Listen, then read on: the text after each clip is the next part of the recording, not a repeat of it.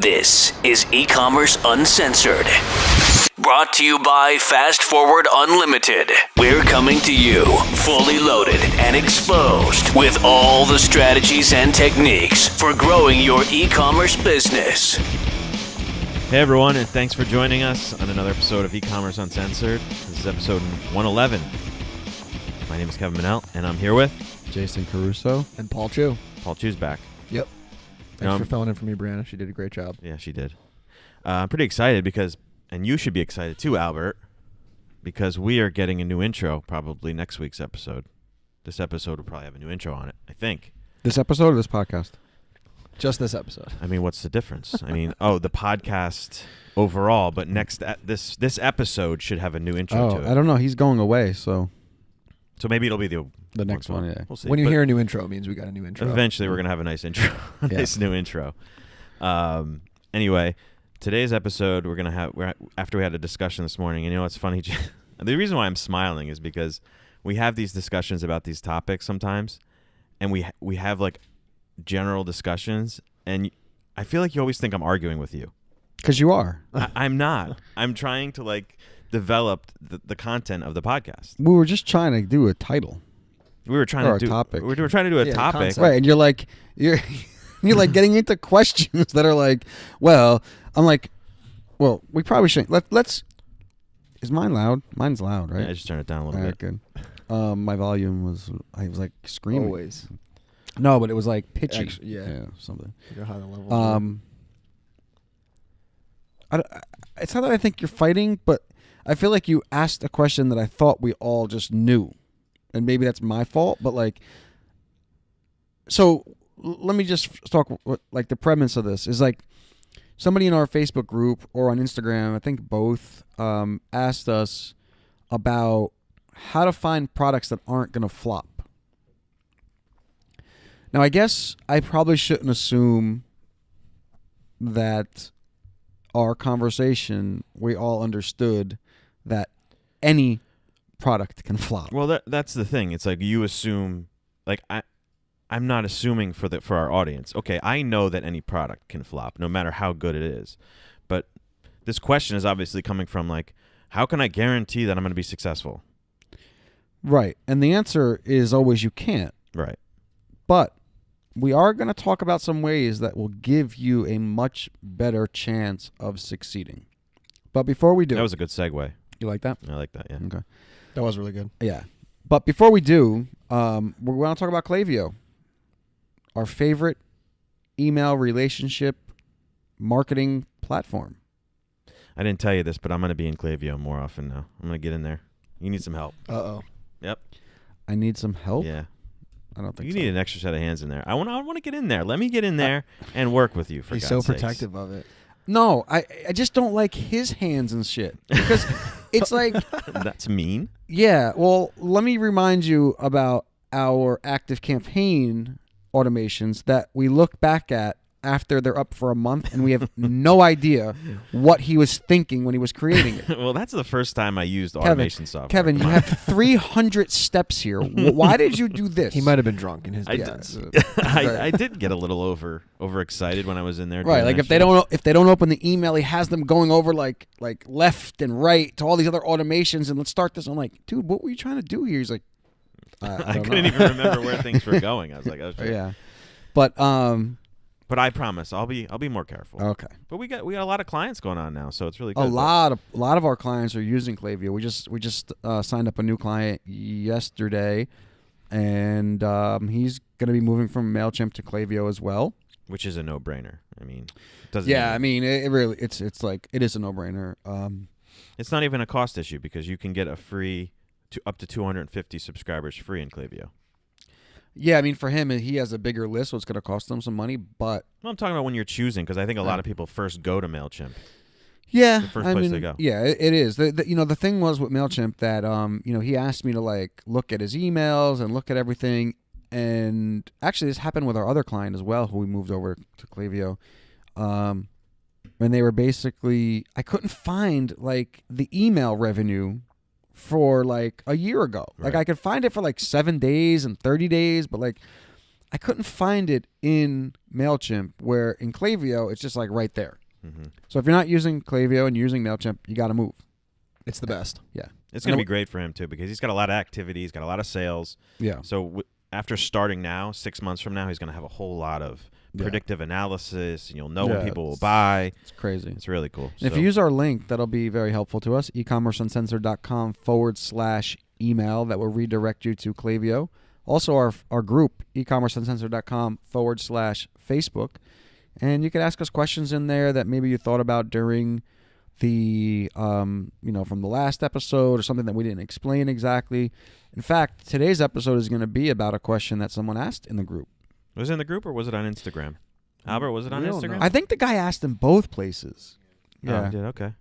And he basically said to us, like, how do we find products that aren't going to flop?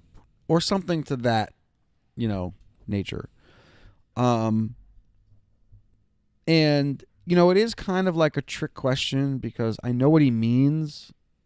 Like, he wants to get to winning products quicker or have a better chance. You got something to say? I was going to try to find his name on Instagram. It's not that important. Yeah, whatever. He kind of wants to see if he can recognize products that are going to win sooner. I think that's what he meant. Mm-hmm. But the argument or the discussion we had this morning that... see, he started out. Did you see how he started out with argument? Saying it's an argument. You think I'm arguing with you, but I'm not. Well, it was a... Yeah. Somebody called me... What did that guy call me? Curmudgeon? Curmudgeonly. Curmudgeonly Which means you're a fella. cranky I old forgot man. to mention that last episode. We got an email from somebody who listens. You're very combative. I That's am. The thing. And sometimes you got to just realize people are just trying to talk to you, not disagree with you. I think one of what, like, I think it's okay to like be weird like that in some, like, but you're right. I do fight a lot, and I think am I just like, I find myself trying to say things very calmly to you because I know how you're going to take them. Mm-hmm. Yeah, I got to work on that. Yeah, that's something I got to work on. Just assume, just curmudgeonly. That's Actually, all. I'm thinking maybe I should just go work from the golf course every day. You guys won't have to worry about me arguing, and I'll just bring in clients like I've been doing, and Kevin can do the work. You're not on the golf course enough. That's the problem. That is the problem. I am curmudgeon or whatever because I'm not on the golf course, and this winter needs to end soon. But I think we had this discussion. Yeah, so we had this discussion, and I kind of thought that, and it really doesn't make sense now that I'm thinking about it. I'm like, I kind of thought we all knew that every product can flop, and then I say to myself, why would he ask that question if everybody knew? But so the answer to his question is you can't. Every single product can flop. I mean, there have been giant companies who get new management and they flop, right? I mean, every company, every product can flop. But going back to what I said, like, I understood what he was saying. Like, how do you find products that you can like find quicker or more like just have a better compass towards like being successful? And to that question, there is an answer. We spoke this morning about a lot of like big brands, right? Like Apple. Okay, if you're old enough to remember the BlackBerry, right? The BlackBerry. I mean, the iPhone is really just a better version of a BlackBerry. I remember wanting a BlackBerry so bad when I would see I've people had like so many that of them. BBM stuff. What's your BBM number? Oh my That God, was it was so awesome. cool. Yeah. I mean, I have two of them at home. My son plays with all the time. Like the one they got like real fancy. They had the rubber on the back. It was like, and then like they got rid of the trackball. It was just like a. And when you saw somebody with a BlackBerry, you're like, oh, those people are important. They got a lot. They're going through a lot of stuff. They got a lot of email. Yeah, and but that's basically Apple, because Apple was a computer company, and like you said to me this morning, like, well, that's Apple, but Apple was a computer company. They sold like iMacs and then laptops. Then they got into like iPods, and then like from there they started getting into everything. But like, let's not forget where they started, right? And how did they kind of like go from there? And we talked the other thing about like coffee mugs and travel coffee mugs. Like, they've been being made for as long as coffee's been around, and and now Yeti is like quote unquote probably the best coffee mug. Even though, to be honest with you, I don't know that they keep the coffee any hotter than any other. They're pretty good. Like They their are good. coolers and their products, they are pretty good. But it's what you mentioned before. It comes down to the branding. It comes down to the branding, and it comes. So the moral of that story is, every product can flop. However, if you create a product that is already being purchased, right? Like coffee mugs. I wouldn't say just regular coffee mugs because there's millions and millions of people selling them, but like a travel coffee mug, right? Like that's like a subset of a huge, huge market. And Yeti just made the best, right? And they knew there was already a market for it. They didn't create it. And I think... I'm sorry, go ahead. No, go ahead. I'm thinking the biggest thing is you're solving a problem. Like Brianna mentioned this morning, the keys. Everybody has keys. Everybody loses their keys. How can we solve that problem? It's a niche, right? And then that tile company created that little keychain thing that hooks up to your Bluetooth. They solved a problem. Yeti, people's coffee wasn't staying cold, but Hot. Wasn't staying hot. Hot or cold. All hot or cold. I mean, but that in that situation, I mean, there was already mugs that kept your coffee cold and hot. Yeah, I mean, so they just took something and made it better. Is Right. basically what I'm saying.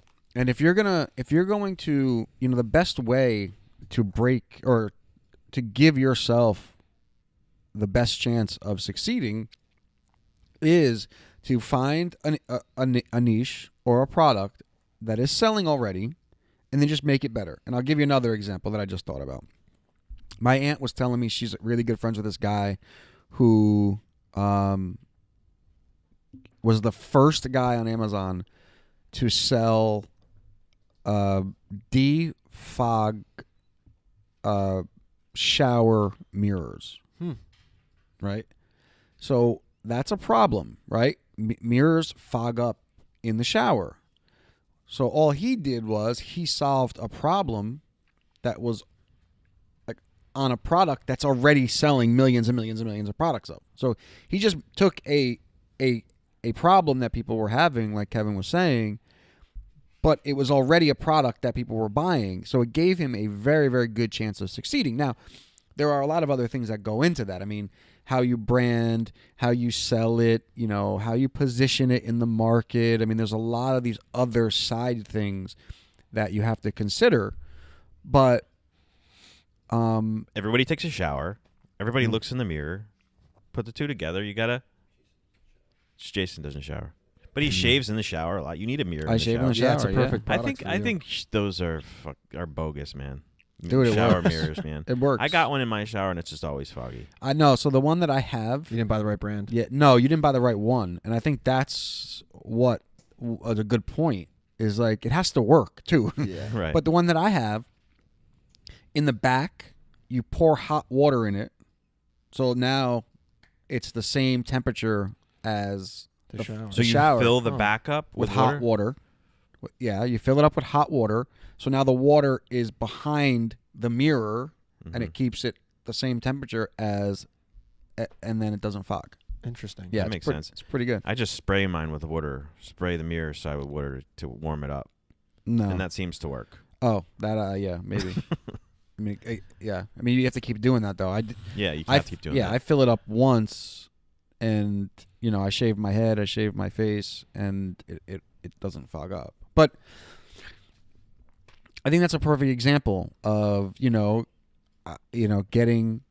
solving a problem from a product that's already solving another problem. Yeah, and it's just much harder to like come up with a new product or invent something new. How cool that is to invent something new, but it's much more difficult. And it's to- risky. Yeah, it's very risky. And it costs a lot of money. Yeah. I mean, like a car, if you think about a car, right?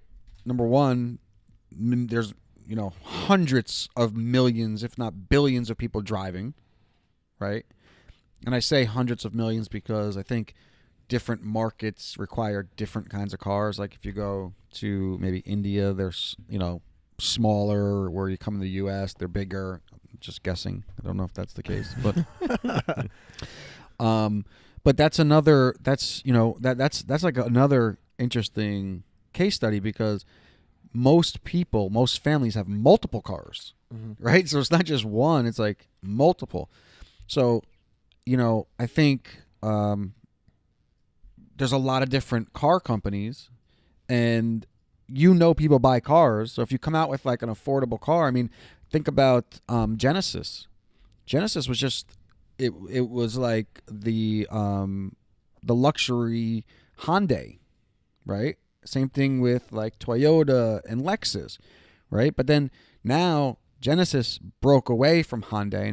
Now they're their own brand, just like Lexus and Toyota. They're the same parent company, but they're their own companies, kind of like Genesis, what Genesis just did. But Genesis, what did they do?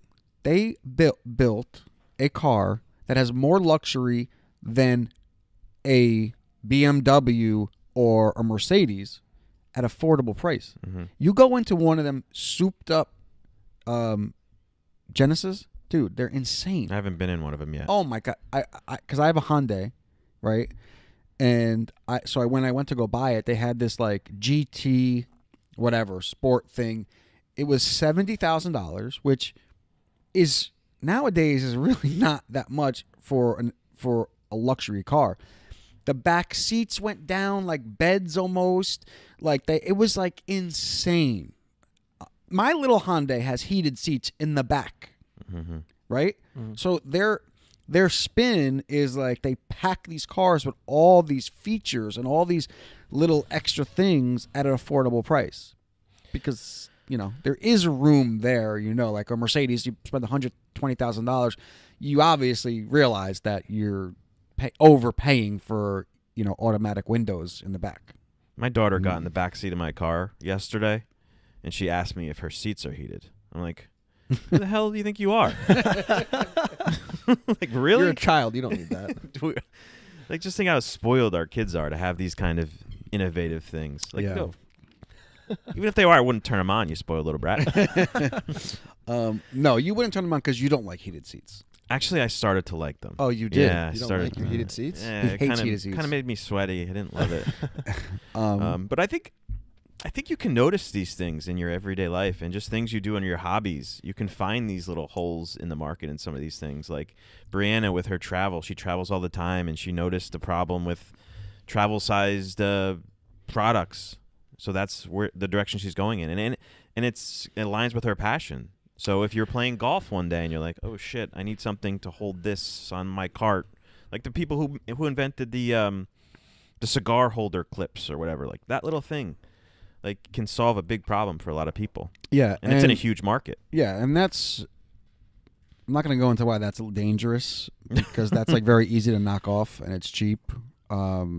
So the guy probably made a little bit of money or a lot of money real quick, but other than it's not going to be like because I mean you can go in your back, you can go like to a little shop somewhere and ask them to make it. But even those things that you use to put a line on your ball, like that was a problem once upon a time. But you can get that on Alibaba right now for like I'm just 11 saying, cents. Yeah, those products already exist. See, this is what's happening. I know. I'm just saying that I'm just saying that you're right, but there's longevity. I'm just giving examples. Longevity issues with that. Well, I think it is a really good point to pull from things you're already interested in. They should be existing. Yes, it's not guaranteed, but it should be stuff that you have a problem with anyway, and hopefully other people have. Yeah, a well, similar issue. I remember somebody saying this. Like you aren't. I think it's like the subtle art of not giving an F. Yeah.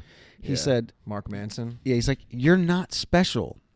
If you have a problem, there are other people that have that problem. Yeah, He's like, so it's true. It's like if you have an issue, there's a really good chance that there's a lot of other people who have that same issue. 100%. And they always talk about scratching your own itch, right? Like that whole Untuck It guy, right? Like he talks about how he's kind of short, whatever. He's 5'8", 5'9", and the shirts were always too long, so he created like a shirt that looks good untucked, and it's not real long. So he just solved a problem that he was having. Yeah. But he didn't invent a new shirt. He just changed the length.